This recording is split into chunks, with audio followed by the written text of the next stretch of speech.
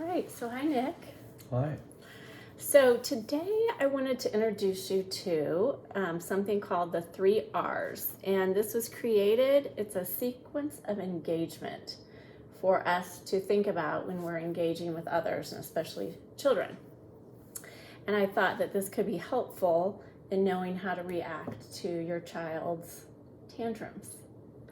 So, Dr. Bruce Perry is a renowned neuroscientist, child psychologist, and he came up with this really simple model of the 3 R's. And it's just an easy way to try to remember the steps that you need to try to, before you can reason with a child. So, many times as parents and as teachers, when a child is in distress or overwhelmed, we often feel like we should be able to reason with them. So the classic example would be like a toddler throwing a tantrum, and for the parent to be trying to reason with the child and explain why they can't have 5 cookies or whatever they're wanting. But what we've learned through research is that a child's brain is really incapable at that point of reasoning. Mm-hmm. And so we have this triangle, and it's important to start down at the bottom. So this is where we start, because the state of the child's nervous system when they're throwing a tantrum, like I said, makes it impossible. So we have to first start by helping them to regulate. So Perry compares these layers almost to a cake, and that we can't get to this reasoning part up here, this thinking part, until we meet these needs down here. So this first step is where we help a child regulate and calming their fight, flight, freeze response. So when our bodies were, over the years, created to this fight, flight, or freeze response, so way back in caveman days or whatever, there might be a tiger that jumps out. And what happens in your body is it's really designed well, because with that fear, all of your energy from your body needs to go to like your core muscles so you can run faster or you're stronger. And so what happens is even your thinking brain is not functioning as well when you are in a state of fight, flight, or freeze. Mm-hmm. And that makes sense if you think about like a tiger jumping out from behind the bush. If you spent the time to rationally think out a plan, you're going to be eaten by that point. So it's just the way that we're wired. And that's the same for a child. It's what they're perceiving as that's really dysregulating them, and they're getting these really heightened emotions, and it's that same sort of fight, flight, or freeze. And some of them may have had trauma also that is brought up here.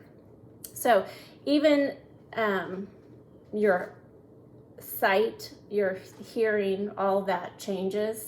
Your sight zones in on something you can't see as much peripherally, and your hearing even changes. So sometimes it's possible that kids don't even hear what someone is trying to say. Okay. So then after we can get a child calmed down, and we're going to talk in a little bit about things that you can do to help that child calm down. Well, actually, we'll just talk about it now. You might just do something like asking if that child needs a drink of water or a snack, or just even getting outside in nature and listening to nature or something. Something sensory is good, but being really verbal and talking isn't going to work to get them out of that state. Okay. So then after we have them calm down, then we go up to relate. And this is where Perry explains that we have to connect. And so we just have to be really in tune with the child, and kind of that sensitive relationship. which might look like empathizing or reflecting their feelings, so they make sure they know that they're understood and they're cared for, and working on the child's emotional vocabulary. So like in the example of the cookie, you might say, oh gosh, that you really loved that cookie, you really wanted another cookie, that must have felt really frustrating when you couldn't eat them. And then later in the next step, we might be able to talk about how that might have made them sick or something like that in reasoning. So then once you have formed that connection, then that's when we can get to that reasoning, that higher level thinking with a child. So in order to get to that state, a child has to feel safe and they have to feel connected. And so we as caregivers and as teachers have to really be in tune with regulating our own emotions, because children are really, really good. There's something called neuroception, where at all times they are scanning their environment for safety. And if they feel that we are uptight, and if they feel like we are dysregulated, it's going to make them more dysregulated instead of helping them calm down. So we just have to be really paying attention to that.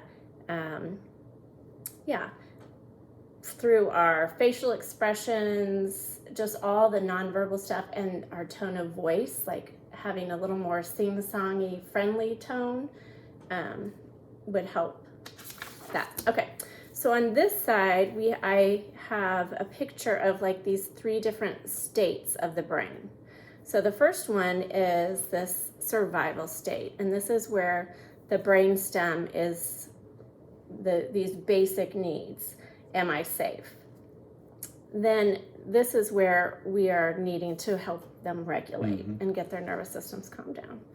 Then on this one, this is more the emotional state in the limbic system, and this is where we're needing to relate and form that connection. And there, the question that we're answering is, am I loved? And then in this state, this is more the executive state, the reasoning, where we're using that prefrontal cortex, where we can reason. And what that one is answering, what can I learn from this? So then down here, I just have some examples of things that you can do to help your child feel safe when they're in that first regulate, when they're needing to regulate. What you can do to help them to relate with them. And that, like I said, that's like reflecting feelings, calming strategies, working on emotional vocabulary. And then in this last one, this is when, once they're calmed down and they feel safe and connected, that's when you can discuss maybe what happened and maybe why, that you care about them, and so you didn't feel like 5 cookies would be good for them, and it might make their tummy hurt or something like that. And at that point, the child is more open and able to talk about that problem solving, role playing. Okay. Yeah. So do you have any questions? Not really. That's really, I hadn't really thought about this before, but it makes a lot of sense. I guess different situations, the time it takes to regulate could vary. I mean, it just kind of depends on the situation. Right. But I think the point being is that we can try to reason with a child who is in that dysregulated state, and it's not going to do any good. Yeah. And so we have to help them know that we're there for them, maybe asking if they need to drink of water, rubbing their back, saying, oh, should we get outside? Maybe even doing something physical could help. Yeah. Well, this is something I hadn't thought a lot about, so I appreciate you walking through it. All right. Thank you.